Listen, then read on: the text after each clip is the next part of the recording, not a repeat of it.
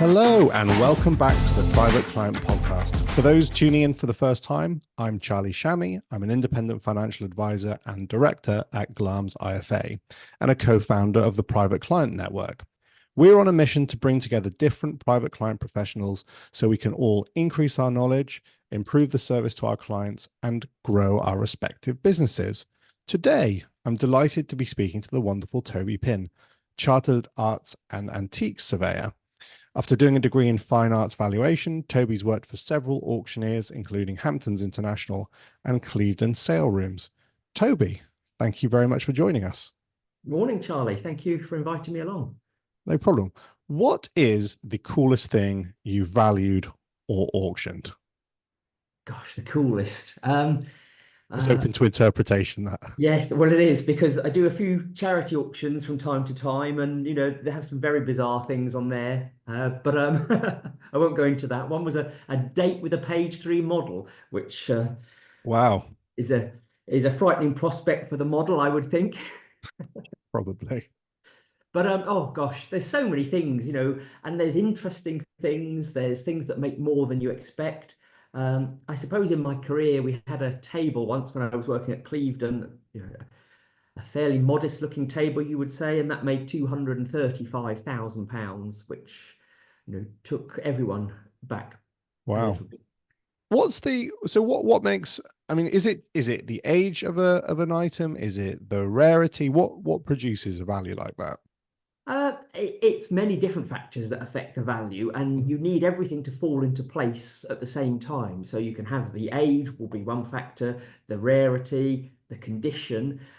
The overriding factor is often fashion because people need to want to buy, and if they don't want to buy it, then there's not the market. And that's Yeah. what we're seeing at the moment with, you hear this term of brown furniture, which has not really recovered since its heyday in the, I suppose you'd say, late 80s and 90s.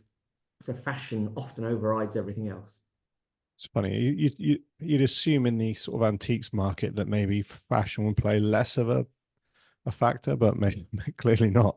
Well, I suppose when you say antiques, that is then a term that you're thinking of things that are old, instantly, as a young man, Charlie, you're thinking of old things. Oh, But I suppose what I do is value everything in a house, yeah. and so if your Banksy would be, it's not classed as an antique, but it's an item that I would be valuing. And so, that's subject to fashion in the same way that everything else. So, what I've got to keep abreast of is those fashions and the moves in the individual markets for items. I mean, I've dived right in, but if we rewind a little bit, because you did a degree in fine arts valuation, so you knew from a young age you wanted to study it. What sparked the interest sort of all the way sort of back at the beginning? Well, I go a bit further back than that. I wanted to win the Tour de France, so I used to cycle race for a living. But my grandfather was an antiques dealer, and so I worked with them for sort of 18 months after leaving school, and then I got the chance to uh, live in France. Joined a team. I did 4 years sort of cycle racing, south of France, and then in the middle of France in Limoges. Um, but I wasn't literally getting anywhere quick enough. So I'm a couple of weeks difference in age to Lance Armstrong, and we chose very different approaches to the sport. He chose the one that Yes. brought huge success, and I was drinking tap water. But Well, yeah, I mean, as I wasn't expecting to go in this direction, but were you aware of, like, how, the sort of doping and stuff that was going on in the sport? How, like, in your face was it back in the day? I think I was just naive. I was just very naive because I wasn't really aware. Um, I knew that if you had took a cough medicine, Benylin, you would fail a drugs test. So you wouldn't take, Benylin. You just knew you couldn't take that. I didn't think of it from the approach of, well, what can I take to be Yeah. able to enhance performance? So that's perhaps a naivety, but hopefully I'm still healthy. I mean, that must have been a great experience living in France, though, and doing something that you really enjoyed. Well, it was an opportunity, and I just sort of grabbed it, and I think that's what you have to do with these things. So I didn't do my degree until sort of mid-20s when I came back because I was interested in this sort of art antique business because my grandfather's business, but you have to do those things when you can. And I thought, well, I can come back to this line of work at a later date. I mean, you were just saying just before we hit record, you were saying that you were uh cycling yesterday. So you're still into it. Well, trying to keep that middle age spread off, that's all it is, really. Yeah, I know that feeling. So you come back from France, you choose a degree in fine arts valuation, presumably enjoy studying it as well as Yes, sort of yeah. the As a mature student, I mean, I was in the library till midnight, or relatively mature student. Um, I was in the library every night. It was my passion. It was the thing I wanted to do. So I didn't do particularly well at A levels. I just did two A levels because I wanted to be cycling all the time, all the spare time I had. So, but I really found my vocation there and loved the study. Did the fine art valuation degree, which is really the stepping stone into an auction house. And you could say that your degree is your sort of apprenticeship, but you really start learning once you get in your first job in a sale room, because your degree, you learn about all the things in museums that you very rarely see in people's houses. Hmm. I don't often see Van Gogh sunflowers in a property in Bristol. So you go into a house for the first time and you'll really think, gosh, what are all these objects? Because I've not learnt about these. So you have to, it's a very steep learning curve. But what you do have is the knowledge to recognize something very important if it's there. And that's the key thing. You must never make assumptions on the sort of property you go to, because you just never know what will be there. I mean, I guess that I suppose even if you didn't study those types of things, I presume the parameters around valuations are similar, or there's sort of general theory that can be applied across any. Yes, certainly. Yeah. And that's where most confusion arises, I think, with the public in the different types of valuation. And, so if you go into a Clifton Jewelers and buy a diamond ring, a 1 carat diamond ring, and you've paid, however many £1,000 for it, the only way you can ever realize that same amount again is to set yourself up as a jeweler in the Clifton, you know, that's the price, that's the insurance or the retail value.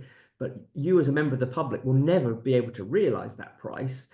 And so you have an insurance value, which everybody accepts, but the current market value, which is what you would realize if it was to be sold on the open market. And by the open market, often we mean auction, because that is today, what would this item realize? That can be so far apart that that's the the part that I spend most time explaining to clients is the big difference between the two. And Yeah, that must be a difficult one because obviously price discovery, I guess, has got easier with, you can check things online and people see maybe what jewelers are selling them for.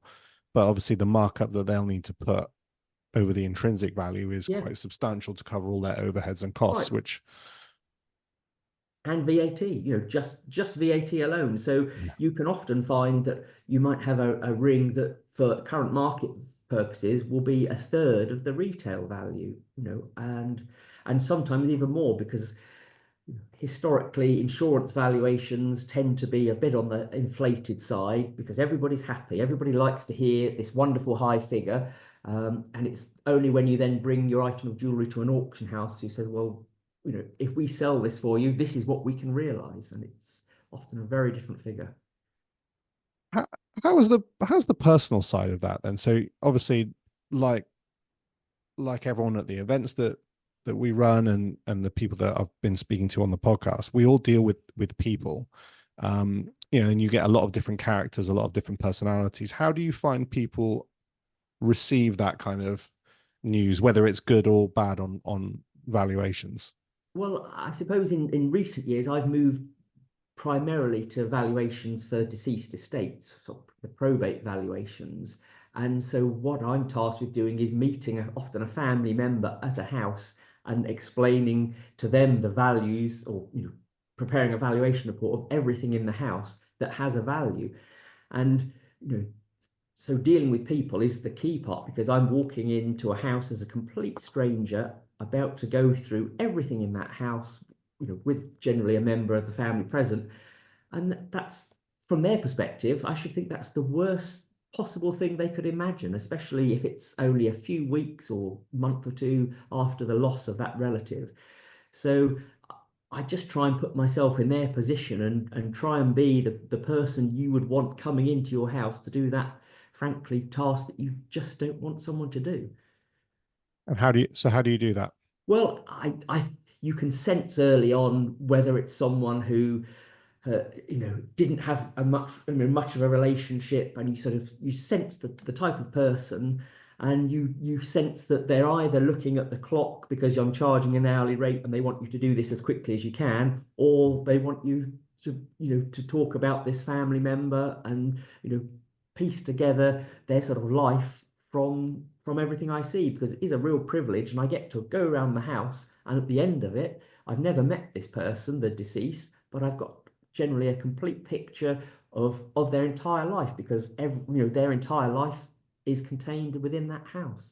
Yeah, of course. I mean, I suppose a lot of the objects and possessions will be acquired over a lifetime. It's not sort of maybe the day-to-day items of their life at the end. It will be things from childhood, things that they got from their parents, maybe. So yeah, I could imagine you develop a real picture of the person. And at the end of it, at the end of the valuation, what I think can appear a daunting prospect for the people, you just see them relax and say, "Gosh, this has been so fascinating. I'm so grateful that because I might have found one thing in one room that relates to something else in another room." And you say, "Well, do you realize, you're did they go on holiday to this part of the world? Well, they almost certainly picked this item up here, and that would tie in with that military service that I've seen because I've seen the photo and the medal there." And often we don't talk to perhaps the older generation about these things, and they suddenly realize it's too late. But hopefully, I'm there in that small way to piece things together. And part of what I do is allow people to move on to the next stage, which is to say, here are all the items of value. And when we say value, the chancellor is not yet taxing sentimental value. So we're saying these are the commercial value of things that could be sold. Um, Everything else, I'm afraid, is either for you're going to keep, or it's for the charity shop, or Yeah. ultimately house clearance, and it gives them that sort of permission to move on to the next stage.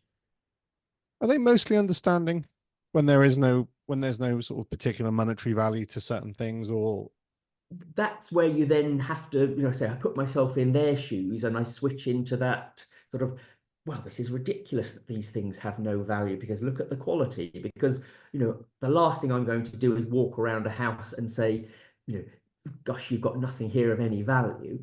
And I think that's where perhaps I make the difference, because my competitors are probably, generally speaking, auction houses, mm, and they want to go in to do the valuation because they then want to sell the items.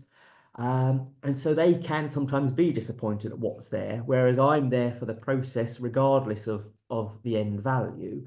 Um, and so I think there's a tendency to just dismiss things, and because it's a waste of their time, they want to move on to the next thing. And yeah. having been an auctioneer myself, I knew what it was like.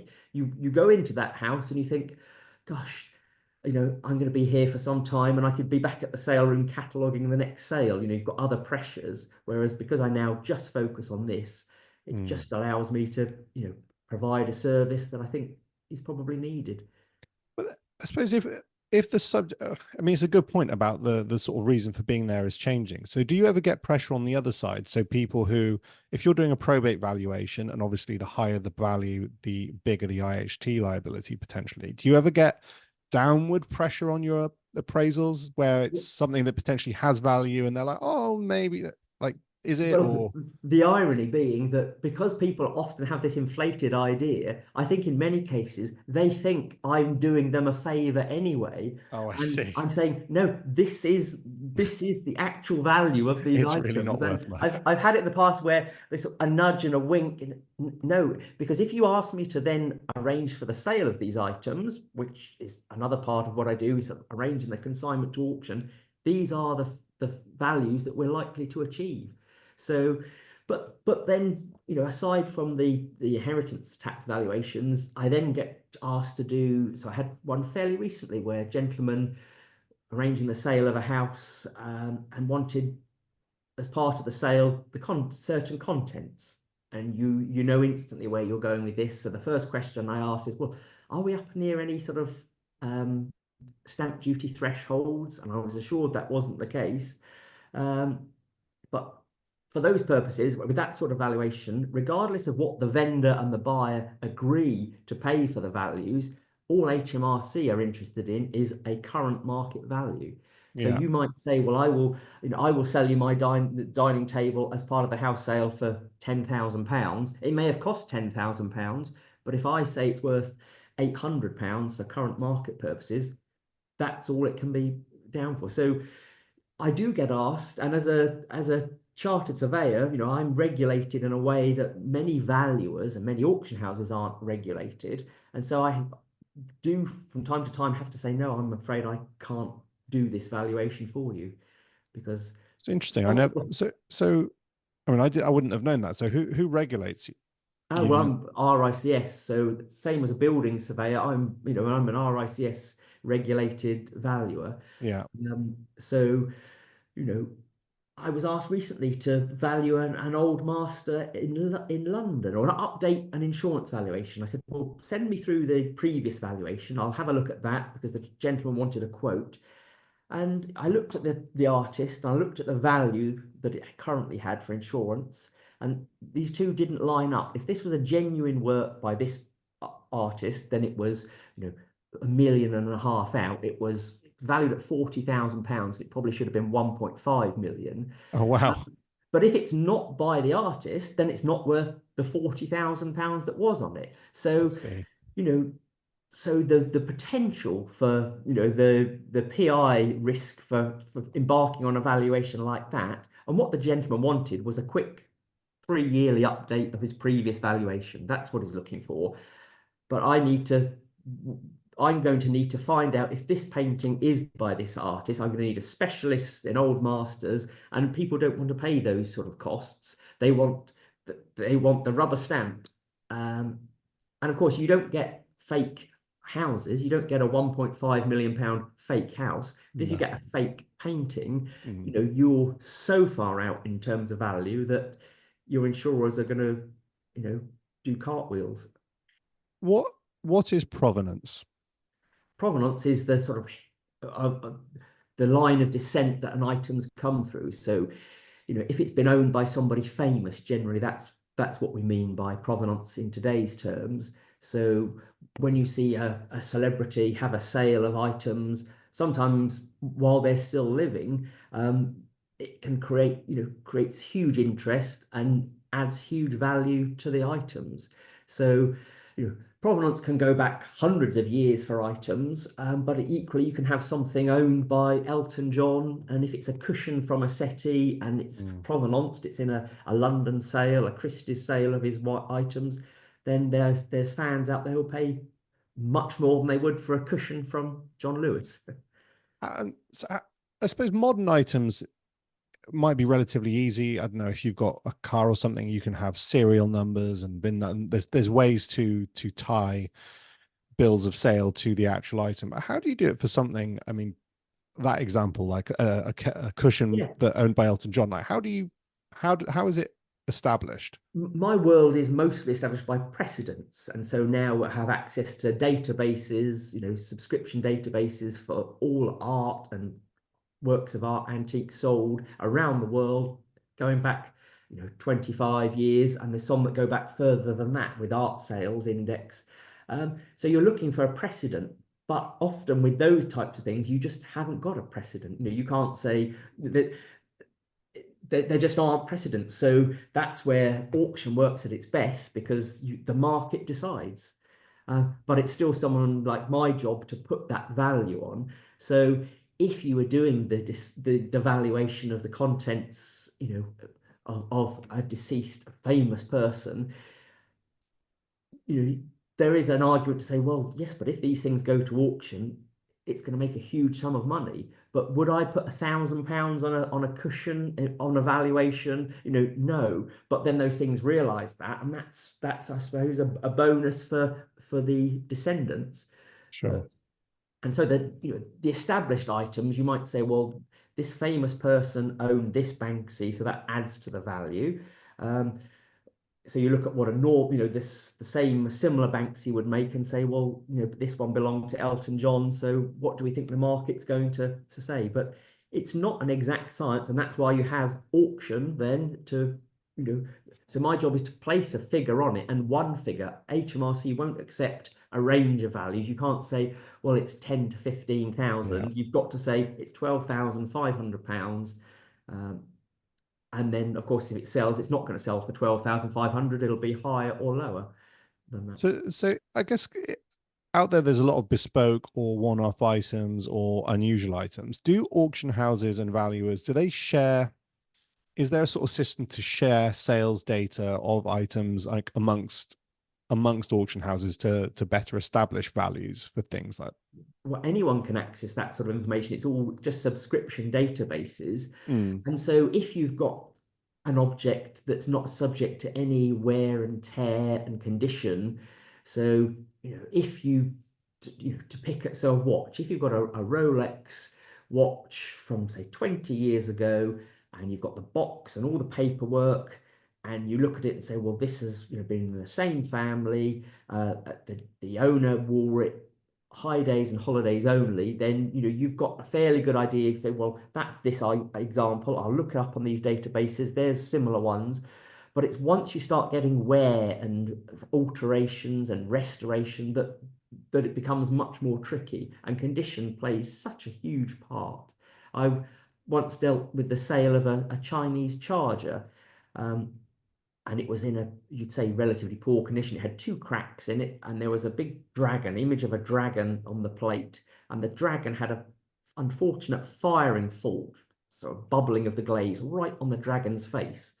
And so you'd say, well, it's in a terrible state, this charger, but it happened to be from the Imperial Palace, and because of its rarity, it went to auction. It made £60,000. So £60,000 for a cracked plate, is fairly impressive.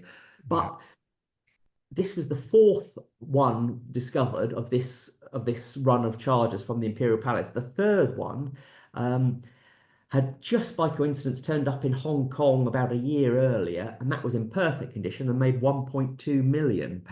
Oh So wow. that's the difference. That's the difference that condition places.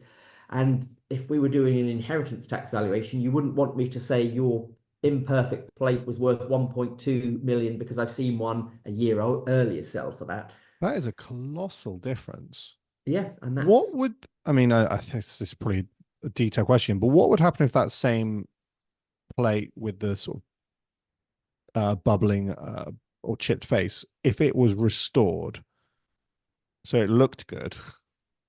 I'm sure that was probably 15 years ago. I suspect that the person that bought it is still sitting on it. The Mm, level of restoration now for the fine hairline cracks, it's the similar sort of work to modern dentistry of sort of injecting resins to make the crack invisible. So I suspect that it's just waiting to reappear on the market as a potentially, you know, pristine. yeah, and the provenance will be forgotten, and the databases, people won't look back that far, and that's what can happen. So it's the next valuer's job to look at these things under a UV light and say, has there been any restoration? Because it's impossible generally to do these things invisibly. They might, to the naked eye, appear Yeah. perfect, but that's where you then need, infrared and UV light and X-rays, because the differences in value are colossal. Yeah, it makes sense. And then when you S- move on to classic cars with so many working parts, you start with a chassis numbers, has this vehicle been made of several other vehicles or is it an original one? And that in its own is a complete minefield. And I think in the watch world they call them a Franken watch.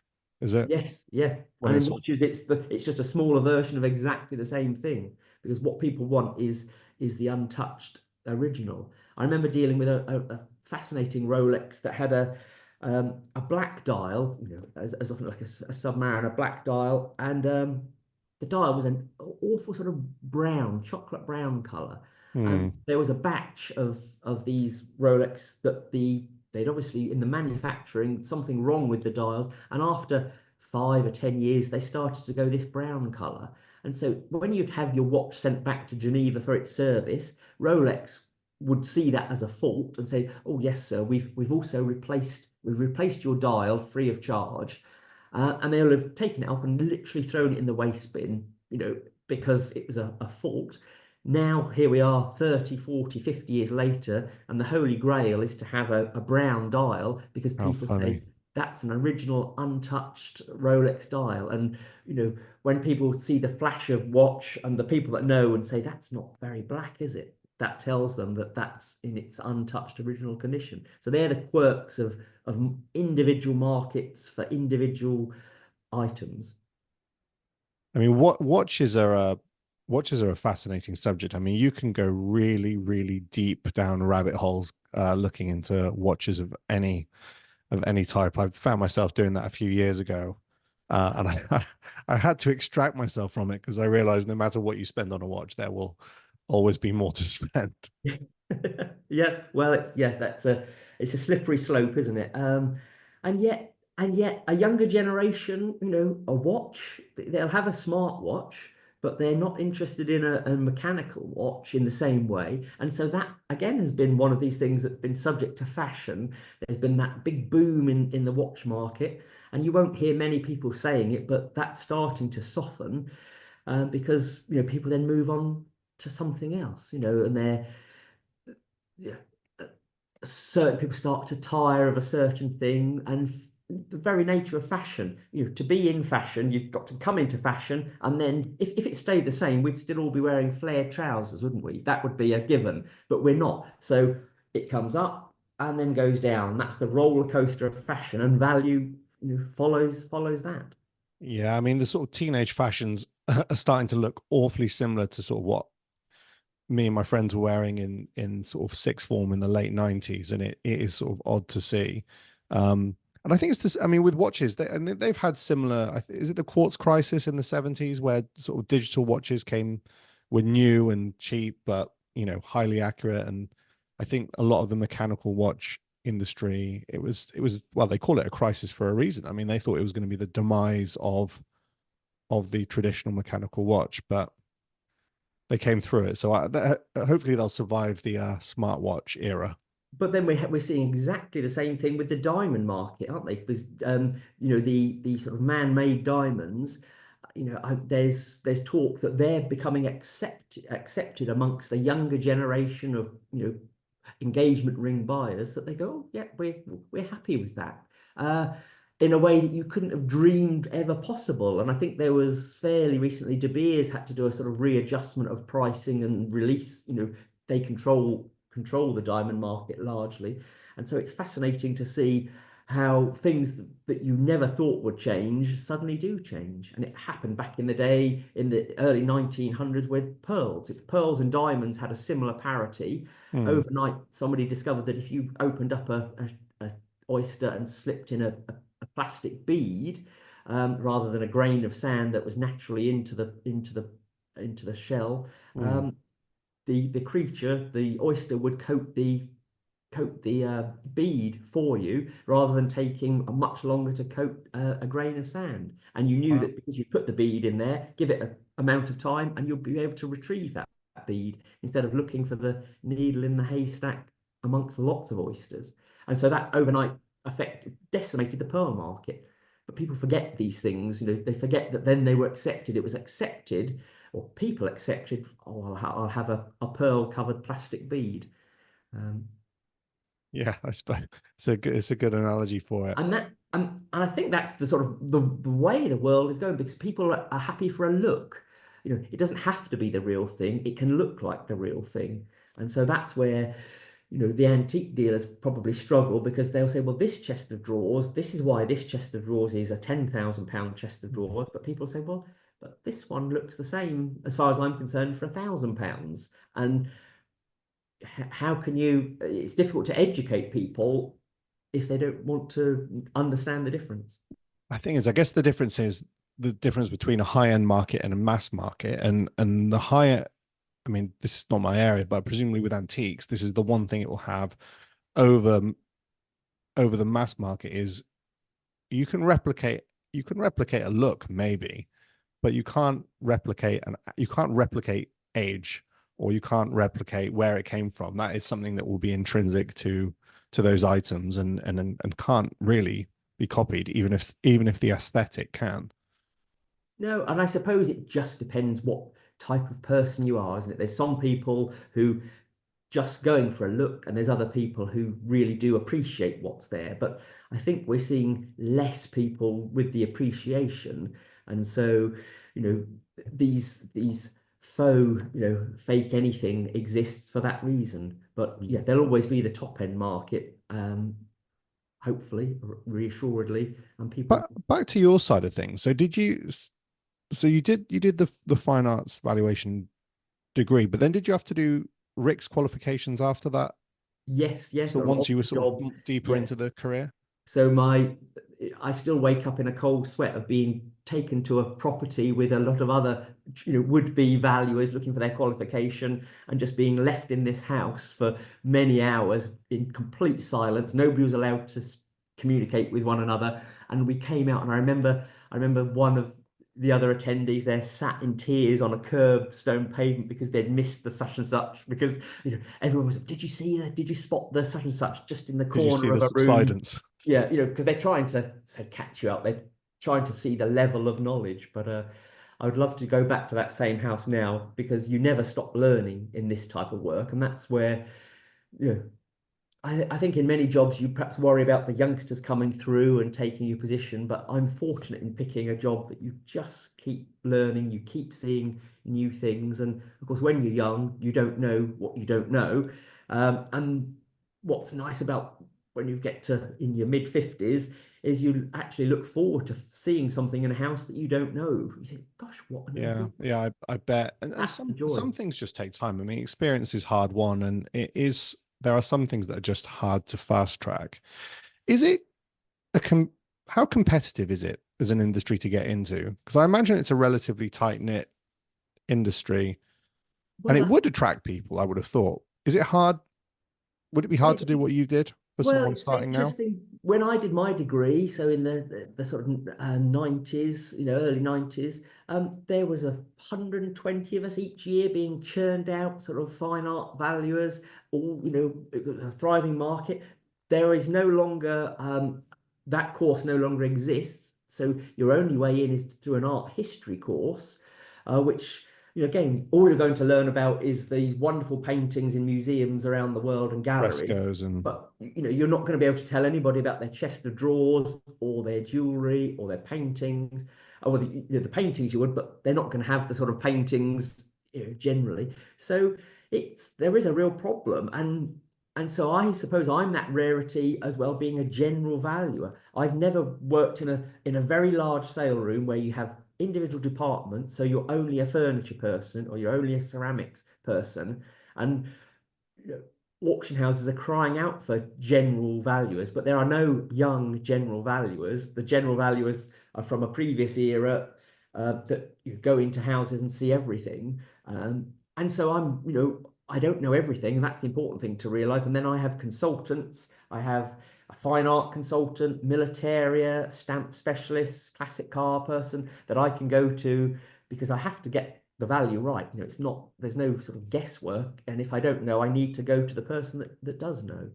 So yeah, that makes sense. Not dissimilar to our world. So your clients are typically individuals. So is it mostly probate valuations? And just for those who aren't aware, probate being the process of valuing an estate of someone who's died for the purposes of paying the tax man his yes, slice of inheritance yes. tax. And, Um, and even if there isn't tax to be paid, part of the process is to have the valuation so that there's no tax to be paid. sure. So, most of my work comes from solicitors, probate solicitors, private client solicitors that I've built up relationships in this sort of Bristol, Bath, West-Supermare area for 25 years. Um, but yeah, so they instruct me, and I either meet the solicitor at the property or meet a family member. And sometimes after 25 years of doing the same thing in the same area, often I'll just be given the keys, and that's the important thing. It's a trust business. And that sort of reputation takes decades to build. And so, no competitor coming in new to the market is going to be handed a set of keys to a house. And it's wonderful when I go to a house and you find some real gems, some real things, because people say there's nothing in this house. I don't know why we have to have a valuation, because there's so many costs are associated with obviously a deceased estate anyway. But then when I do unearth those gems, there's suddenly, gosh, thank goodness we had a valuation, because we'd have given all this to the charity shop. And what would those gems be? It's often the jewelry. It's often jewelry. So just this week, I was in a very modest little flat in Weston-super-Mare, and solicitors had already removed what they considered to be the jewelry of value, and I'd valued that at their offices. And then I went to the house, went to the flat, and there was the most gaudy looking gold, let's say gold colored bracelet. And again, you learn not to make assumptions. And I'm looking at this thinking, well, everything about this is saying to me that this is 18 karat gold bracelet. And you put it on the scales and it's going to be worth £3,150, and there was nothing else in the house, in the flat, in comparison to that, and Yeah.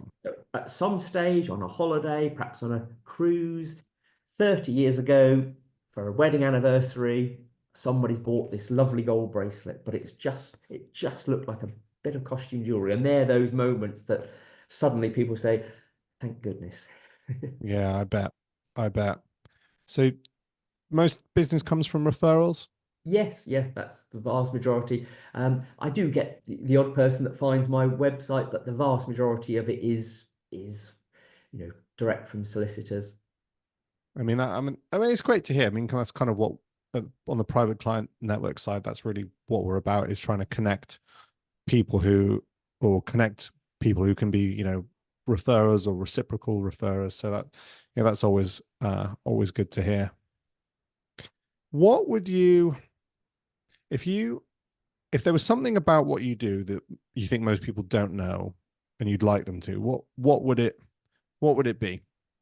I think it's that people have this very glamorous idea of it. And I work across a broad spectrum. So I go to some wonderful houses, um, and see some lovely things. But because I work for solicitors and they often deal with, many different estates, and I also do court of protection work for the solicitors as well. So I can go to equally some harrowing houses, because evaluation is required. Um, and you just see how people, some people, I'm afraid, live. And you think there would be a social safety net, but there isn't. And so it's the extremes, and my daughter, who's back from university for the summer, I've taken her on a few jobs. She's been doing some administration work for me, and she gets to see just both aspects, the wonderful side and the frankly quite shocking side, which is just, Yeah, I bet that must be quite hard, that side of it. yes. And you realize, that, we're all not, you're never that far away. There's people like this just around the corner or in the next, few streets away. So that's, part of what I do. So yeah, it's not all glamour. No, I think that's probably fair, and I would imagine that lots of people that do something similar to you would say the same. Yes. Yeah. Awesome. I realized that I've taken up a lot of your time, so I just wanted to say thank you so much for joining us. It's very much appreciated. You have got a really interesting job, and it's something that is relatively unique at the events we run. There's only a couple of people who do what you do, so I always think you're in a good position because you've sort of got the room to yourself to a certain extent. But really appreciate your time, and hopefully see you at an event soon. Thank you very much, Charlie. Yeah, I do always enjoy coming to a breakfast or a wine tasting. So thank you. Oh, good. All right, Toby. Thanks a lot.